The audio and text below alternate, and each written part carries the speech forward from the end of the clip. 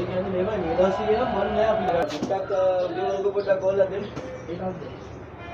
උදේ වගේ පොඩ්ඩක් ගෝල්ලා දෙන්න. මම මේක උඩ ගන්නද?